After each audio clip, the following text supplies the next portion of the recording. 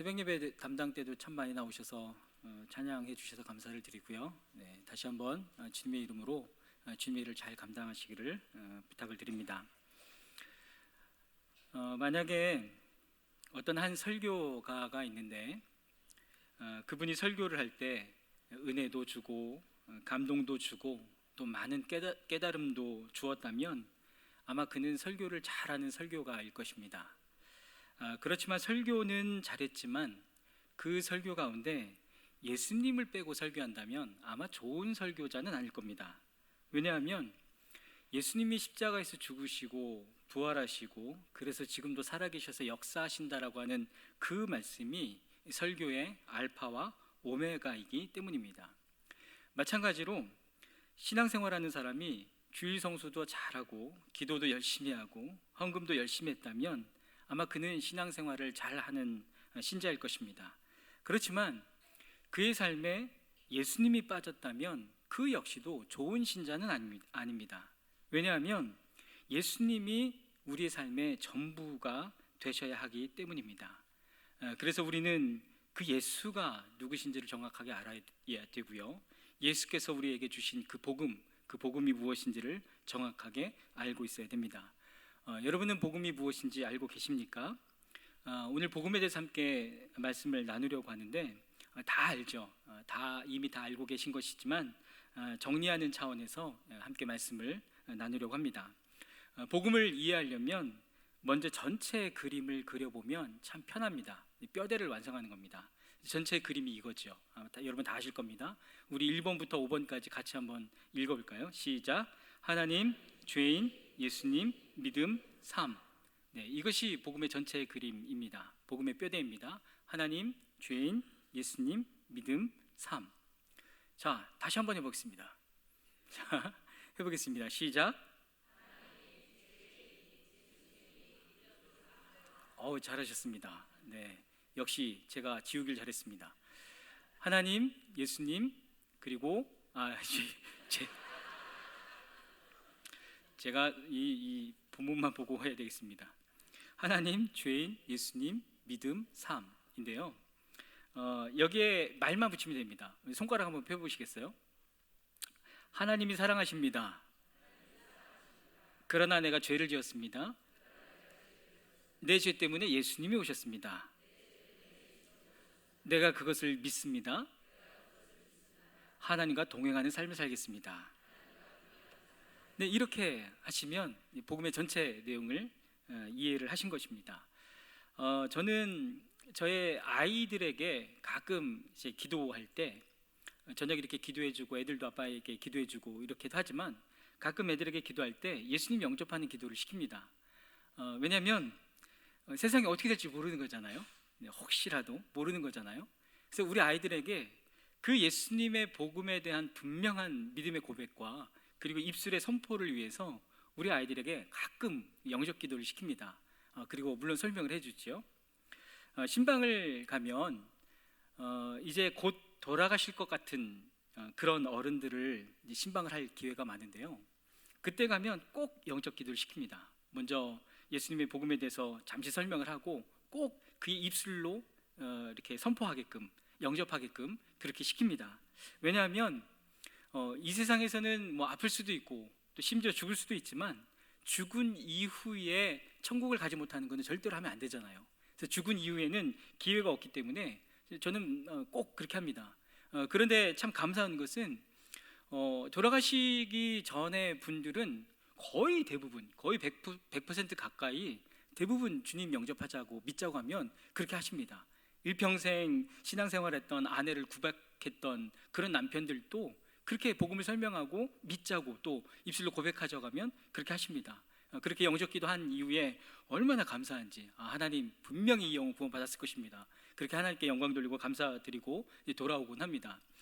저희 어머니가 돌아가셨지만 저는 저희 어머니에게도 영접기도를 시킵니다. 저희 어머니 분명히 하나님의 자녀시고 하늘에 가면 천국의 그 상급이 크신 분이죠. 분명하죠. 그럼에도 불구하고 복음을 설명합니다. 그리고는 그 복음에 대해서 예수를 영접하는 기도를 저희 어머니에게도 해드립니다. 그래서 여러분들도 이 뼈대가 완성이 되면 어떤 상황이든지 누구에게든지 분명하게 그 복음을 전하게 될 줄 믿습니다. 우리 한 번 더 5개 읽어보겠습니다. 시작. 하나님, 죄인, 예수님, 믿음, 삶. 네, 잘하셨습니다. 그러면 이제 하나하나 이제 나누려고 하는데요. 여러분, 우리가 이 땅에 태어나서 우리 각자의 삶, 인생을 살아가는데 하나님이 저와 여러분을 만드실 때는 특별한 목적이 있어서 만드신 것을 아십니까? 우리는 우리의 인생을 살아가다 보면 우리 마음대로 되지 않는 일들이 참 많아요. 그래서 마음대로 되지 않는 그 일을 우리가 만날 때마다 우리는 한계에 부딪힙니다. 그리고는 이런 결론에 이르지요. 역시 나는 이거밖에 안 되는구나. 하나님이 그렇지, 이건 들어주시지 않겠구나. 우리는 항상 그렇게 한계에 부딪힙니다. 그런데 이것은 신앙생활도 마찬가지인 것 같아요. 교회 안에서 이제 여러 가지를 부탁을 드리면 이렇게 말씀하실 때가 참 많죠. 제가 부족해서요. 저는 못해요. 제가 믿음이 조금 더 잘하면 그때 할게요. 물론 겸손의 표현이시죠. 물론 겸손하게 말씀하신 것이죠. 그러나 가끔은 실제로 나는 믿음이 없어서 하지 못한다라고 하는 그 믿음의 한계에 직면해서 그렇게 말씀하실 때가 너무나 많이 있습니다. 여러분, 인간의 재료가 뭐죠? 우리 사람의 재료? 흙이죠. 흙입니다. 흙. 먼지입니다. 먼지. 그래서 우리의 존재는 원래 먼지입니다. 흙입니다. 아무것도 아니에요. 그래서 나는 못하지요. 나는 믿음이 없지요. 조금 더 준비되면 그때 하지요. 이렇게 말하는 것은 당연한 거예요. 우리 존재가 흙, 먼지이기 때문에. 그런데 놀라운 것은 무엇이냐면 흙과 먼지와 같은 우리를 하나님의 자녀 삼으셨다는 것입니다. 하나님의 영광을 우리에게 부으셨다는 것입니다. 그래서 우리를 만드실 때 하나님의 모양대로 만드셨고, 그리고 우리 하나님의 모양대로 만든 우리를 이 땅에 보내실 때 이 땅을 다스리도록 하셨습니다. 그래서 무한하신 그 하나님께서 이 땅을 통치하고 다스리는 것이지만 그 통치와 다스리심을 흙과 먼지에 불과한 저와 여러분들에게 맡기신 것입니다. 이것이 하나님의 놀라운 계획이죠. 이것이 감당할 수 없는 하나님의 은혜이죠. 옆 사람과 이렇게 한번 이야기해 볼까요? 나는 온 땅을 통치하고 다스리도록 창조되었습니다. 한번 얘기해 보겠습니다. 나는 온 땅을 통치하고 다스리도록 창조되었습니다. 그래서 여러분, 이제는 우리는 부족한 존재가 아닌 것입니다. 이제는 흙과 먼지에 불과한 우리들을 하나님의 영광 삼으시고 하나님의 자녀 삼으셨기 때문에 온 땅을 하나님의 영광으로 통치하고 그리고 다스리도록 만들어진, 창조된 그런 존재인 것입니다. 그러나 그 하나님의 꿈이 무너졌지요. 바로 죄 때문이라고 하는 것입니다. 이 죄는 사단에 의해서 이제 들어왔죠. 사단도 하나님에 의해서 만들어진 피조물이죠. 원래 천사였었죠. 그러나 이 사단이 하나님만큼 높아지기를 원했습니다. 그래서 우리를 속이고 우리로 하여금 죄를 짓게 했는데, 하나님의 영광이 있는 곳에서 사단이 왕노릇을 할 수 있을까요? 없을까요? 하나님의 빛이 있는 곳에서 사단이 주인 행사를 할 수 있을까요? 없을까요? 얼음 반푼어치도 없죠. 당연히 못하죠. 그래서 사단이 하나님처럼 높아져서 자신의 세상을 만들기 위해서 한 일이 무엇인지 아십니까? 그래서 인간에게 죄를 갖다 준 겁니다. 그래서 하나님을 떠나고 스스로 살아가는 그런 독립적인 자로 사단이 속인 것입니다. 그러면 인간은 원래 하나님을 철저하게 의존했던 그런 삶을 살았어야만 하는데, 인간도 사단의 속임에 의해서 나도 하나님처럼 높아지고 싶다라는 그 생각으로 하나님을 떠났습니다. 그래서 그 자리에, 그 영역에 이제 빛이 아니라 어둠이 임하기 시작한 것입니다. 그래서 사단이 이제는 그 어두운 곳에서 왕노릇을 하기 시작한 것입니다. 그 어두운 곳에서 사단이 통치하고 사단이 다스리기를 시작한 것입니다. 그래서 하나님의 꿈이 무너진 것이지요. 하나님의 영광이, 하나님의 모양이 부어진 인간들, 이제는 어둠 속에서 살아가면서 이제는 하나님을 의존하지 아니하고 스스로 살아가는 그런 삶을 살아가기 시작했고, 그곳을 사단이 통치하기 시작한 것입니다. 오늘 본문 말씀을 보면 죄에 대해서 사도 바울이 무수히 많은 것들을 이렇게 기록해 놓고 있는데요. 제가 한번 읽어볼 겁니다. 그러면 제가 읽어볼 때 이 죄들에서 여러분들 도대체 몇 개나 해당되는지 이렇게 손가락 한번 세보세요. 제가 이제 하나하나 읽어드릴 겁니다. 그러면은 나는 7개다, 나는 15개다, 이렇게 한번 생각을 해보시길 바랍니다. 제가 한번 읽어드리겠습니다. 하나님을 하나님으로 영화롭게 해드리거나 감사를 드리지 않는 것, 그것이 죄랍니다. 여러분, 이것이 해당되면 손가락으로 빨리 세세요. 또 오히려 생각이 허망해지는 것, 지각 없는 어두운 마음, 썩어 없어질 사람이나 새나 네발 짐승이나 기어다니는 동물의 우상으로 바꾸어 놓는 것, 마음의 욕정, 서로의 몸을 욕되게 하는 것. 손가락 세고 계시죠?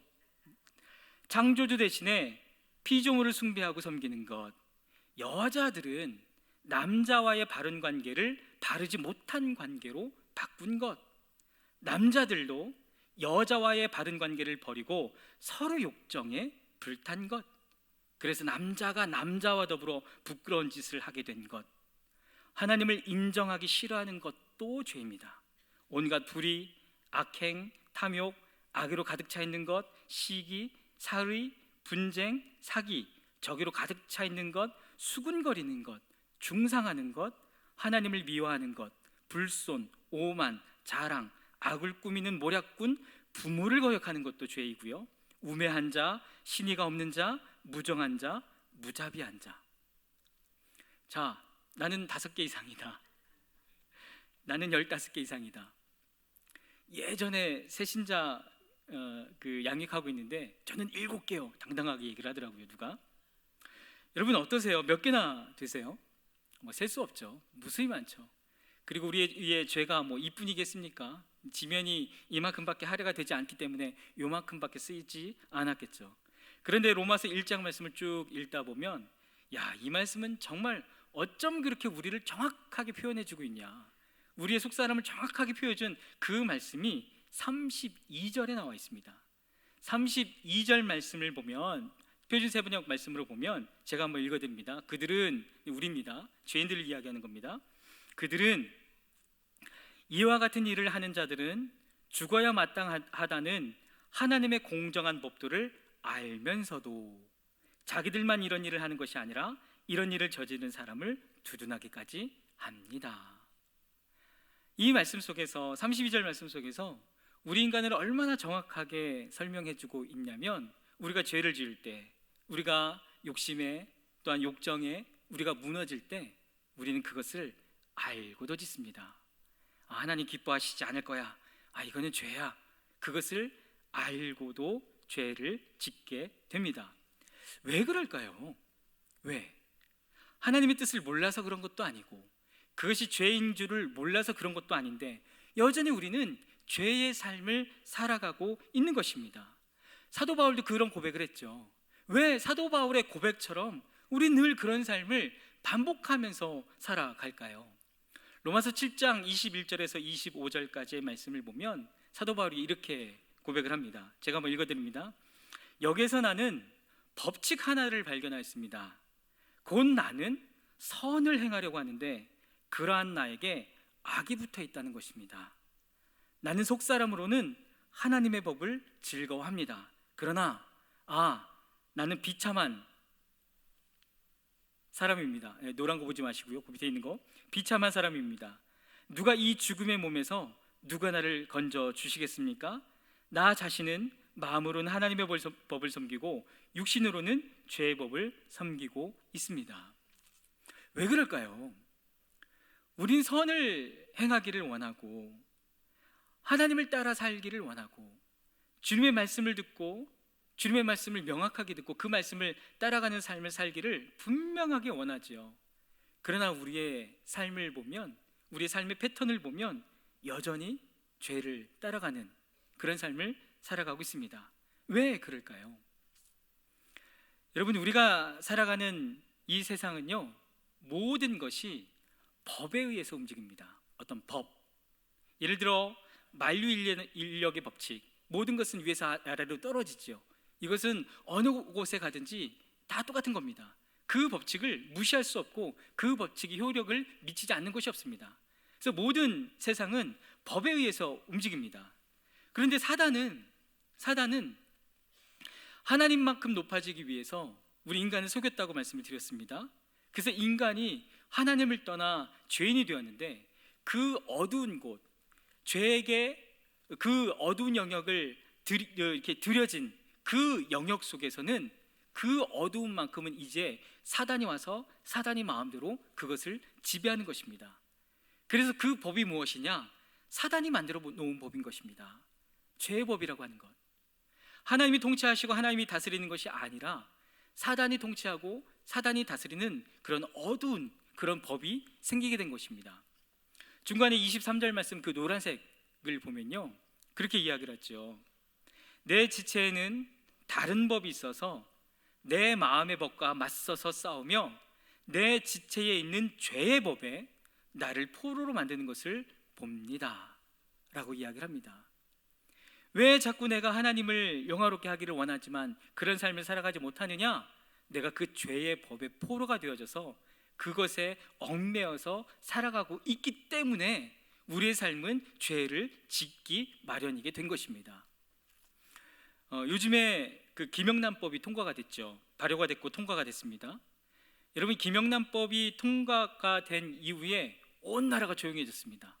식당이 조용해졌습니다. 선물 코너도 조용해졌습니다. 왜죠?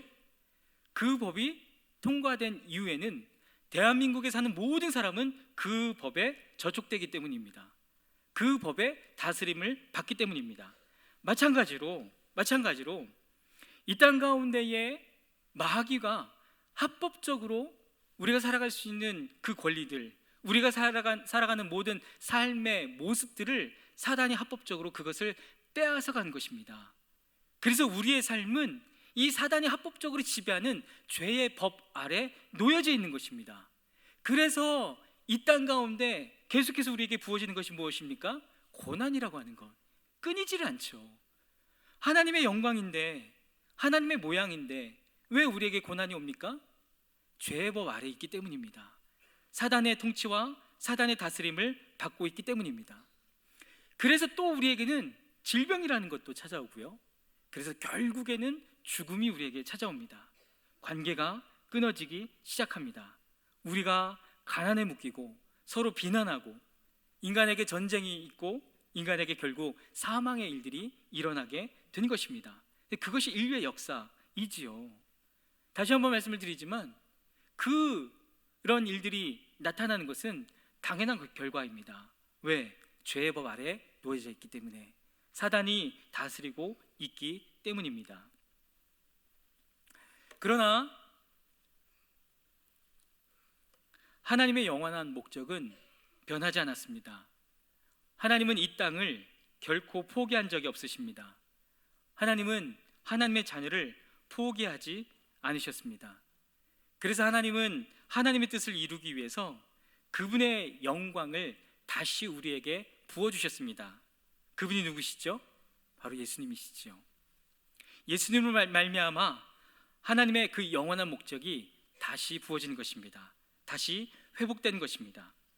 하나님의 뜻을 이 땅 가운데 이루시기 위해서, 우리를 자녀 삼으시기 위해서 친히 이 땅 가운데 그분이 오셨습니다. 그분이 바로 예수님이신 것입니다. 그래서 예수님은 단순히 우리의 죄를 대속하기 위해서만 오신 것이 아니라 우리의 죄를 대속하시고 하늘로 올라가신 이후에 우리에게 성령님을 부어주셨습니다. 그리고 성령님을 부어주시고 이제는 내가 살아가는 것이 아니라 내 안에 예수님이 살아가도록 하신 것입니다. 예수님이 행하시는 일이 바로 그것입니다. 그래서 우리의 가운데 죄의 법 아래 놓여있던, 그래서 가난과 어떤 질병과 또 끊어짐과 어떤 사망의 법 아래 놓여있던 우리들 가운데 예수님이 오셔서 다시 한번 생명의 법으로 바꾸신 것입니다. 그것이 예수님이 하신 일이죠. 그래서 우리가 이 사실을 받아들일 때, 그 사실을 믿을 때 하나님의 의가 되는 것입니다. 그것이 오늘 17절 말씀에 있는데요, 우리 17절 말씀 위에 있는 구절인데 우리 같이 한번 읽어보겠습니다. 복음에는 하나님의 의가 나타나서 믿음으로 믿음에 이르게 하나니 기록된 바 오직 의인은 믿음으로 말미암아 살리람과 같으니라. 이 말씀을 표준세번역으로 읽어보면 이렇습니다. 하나님의 의가 복음 속에 나타납니다. 이 일은 오로지 믿음에 근거하여 일어납니다.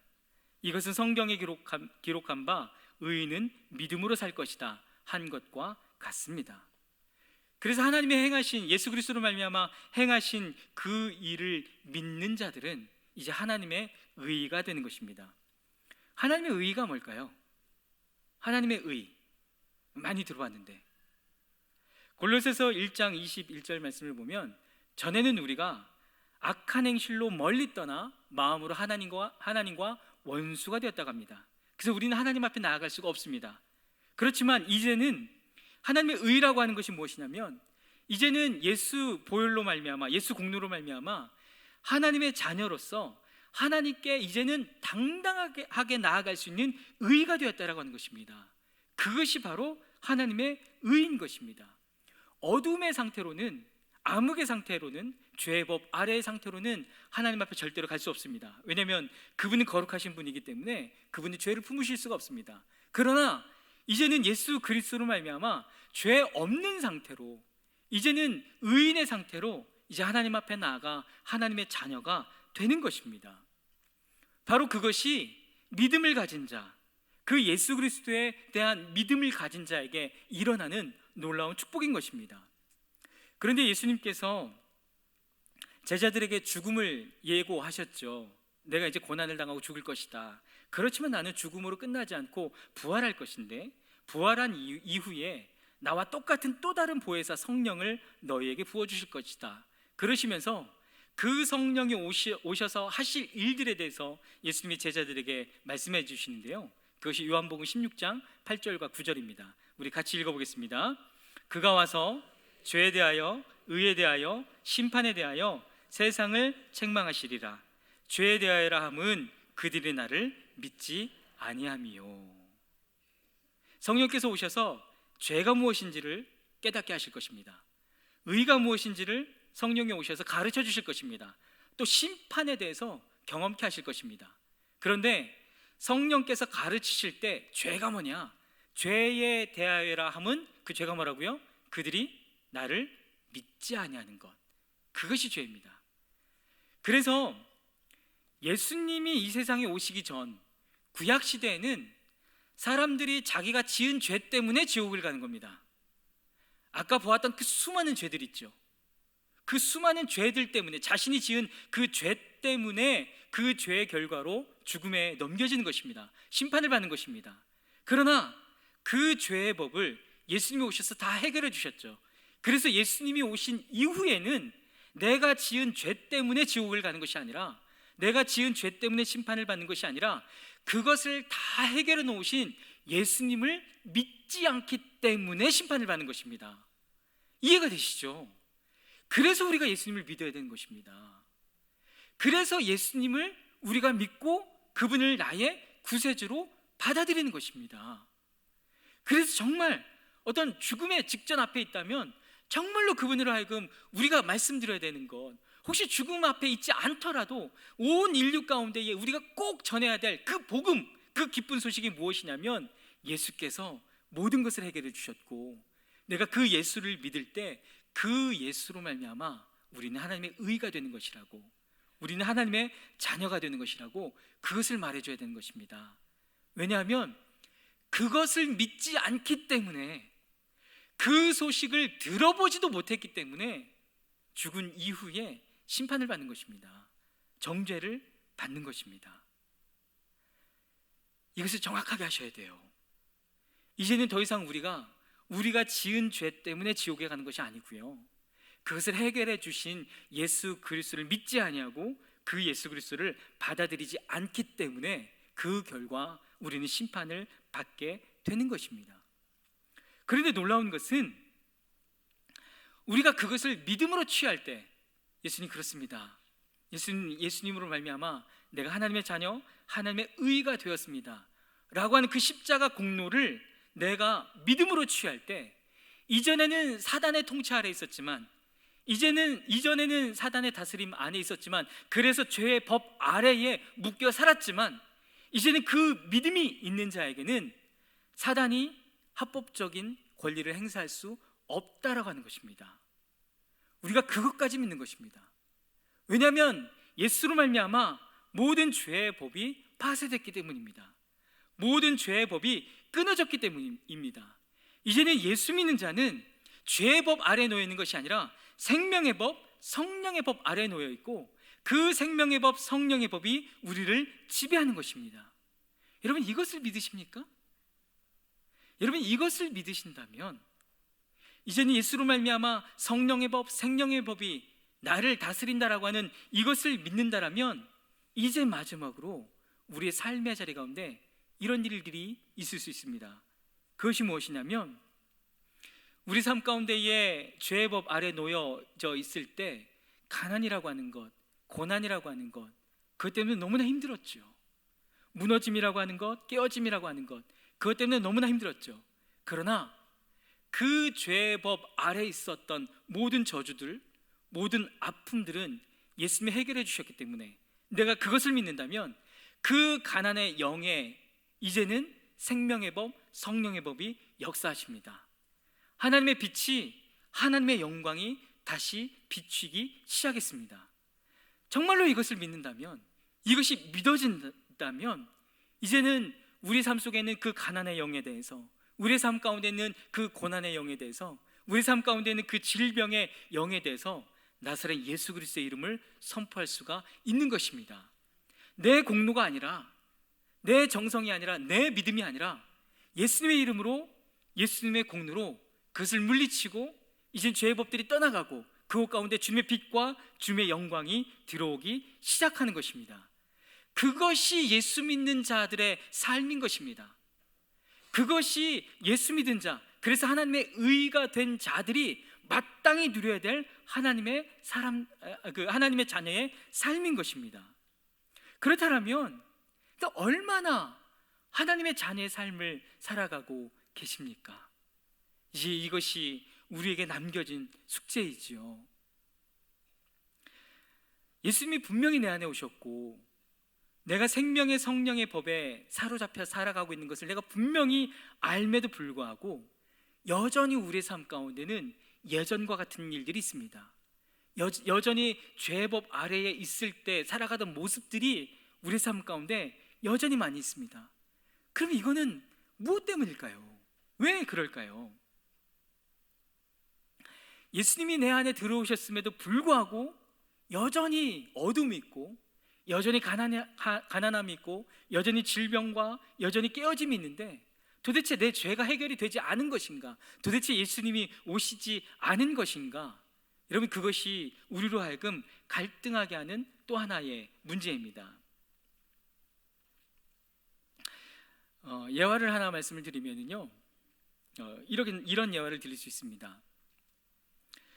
어떤 왕자가 있었는데, 이 왕자가 어떤 사정에 의해서 그 왕국에서 쫓겨나서, 아주 어렸을 때, 아기였을 때 왕국에서 쫓겨나서 밖에서 부모도 없이 이렇게 거지로 살았습니다.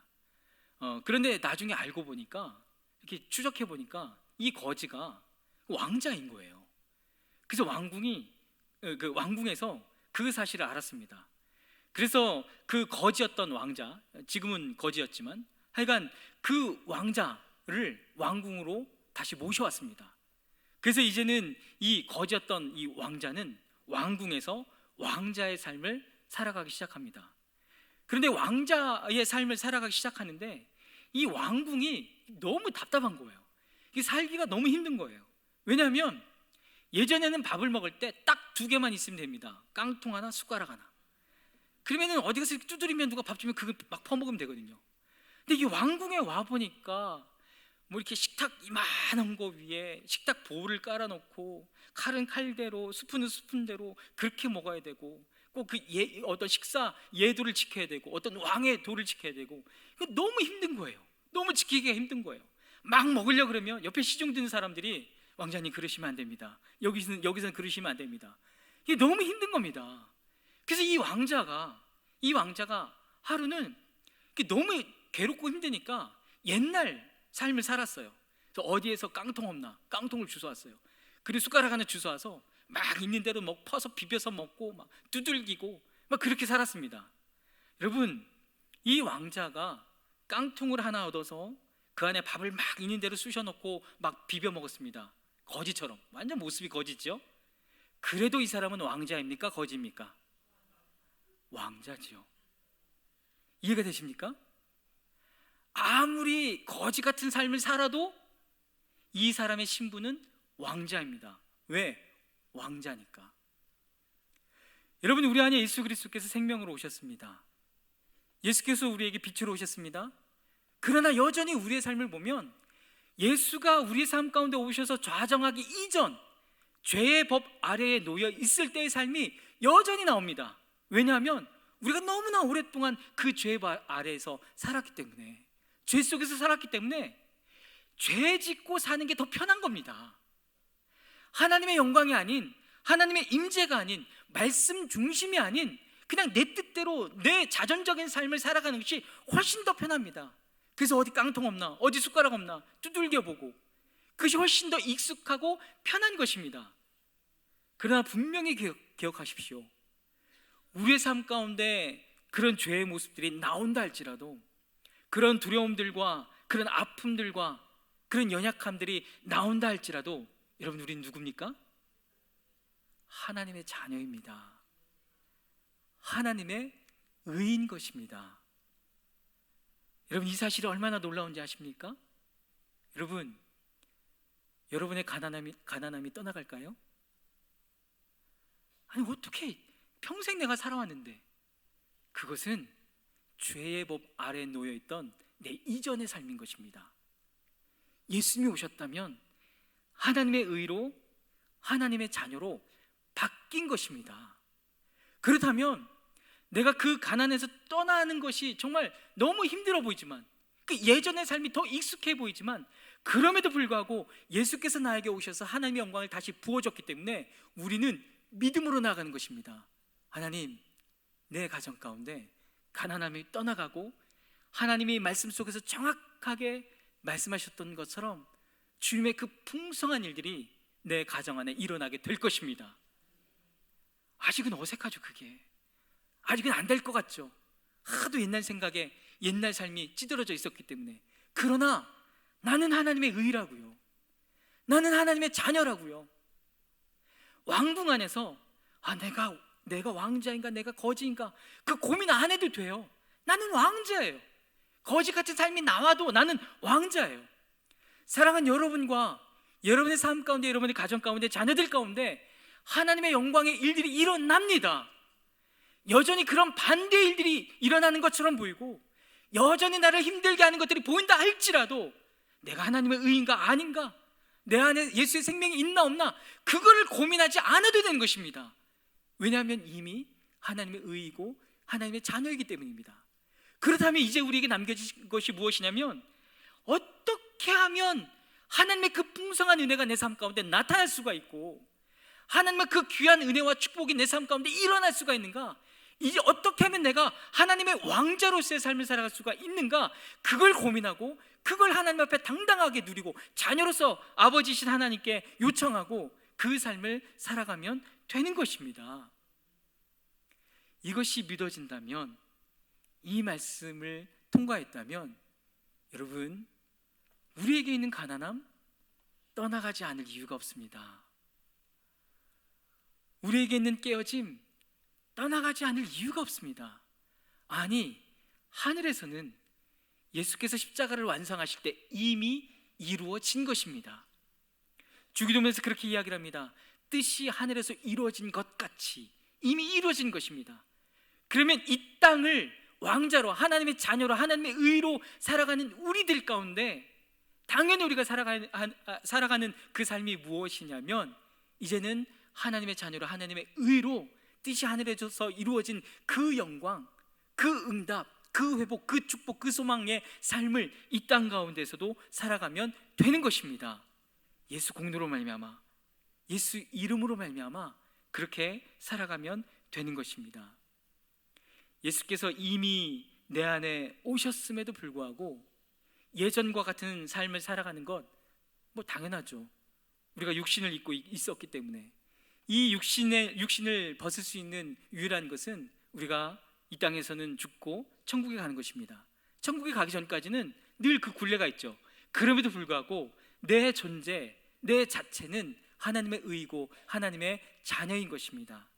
이 분명한 복음, 그 예수 그리스도로 말미암은 그 복음으로 말미암아 여전히 정복되지 않은 그 어두움들, 사단이 통치하고 사단이 다스리고 있는 그 영역들이 있다면 이제는 그 예수로 말미암아 이미 이루어진 하나님의 영광과 하나님의 빛의 삶을 살게 되기를 주님의 이름으로 축복합니다.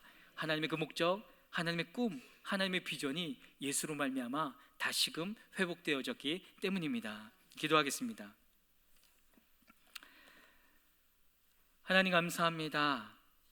하나님, 여전히 나는 흙과 같은 먼지와 같은 존재입니다. 하나님, 내가 할 수 있는 것은 아무것도 없습니다. 하나님, 그러나 그 죄의 법 아래 놓여있던 우리들에게 하나님께서 예수 그리스도로 오셔서 예수께서 그 모든 것을 이미 해결해 주셨습니다. 이제는 그 예수를 믿는 자, 이제는 그 예수를 고백한 자, 이제는 이미 하나님의 자녀가 되었고 하나님의 의가 되었습니다. 이제는 하나님의 자녀이기 때문에 얼마든지 우리의 좋으신 아버지 하나님 앞에 나아가 하나님 안에 있는 그 풍성한 은혜들, 그 풍성한 약속들을 우리가 누리고 취하는 삶을 살아가게 될 줄 믿습니다. 하나님, 이 복음이 무엇인지 우리로 하여금 더 정확하게 명확하게 알게 하시고 이제 하나님의 자녀로서의 삶을 살아갈 수 있도록 우리 가운데 그 은혜를 허락하여 주시옵소서. 그렇게 행하시고 역사하실 주님을 찬양하며 예수님의 이름으로 기도했습니다. 아멘.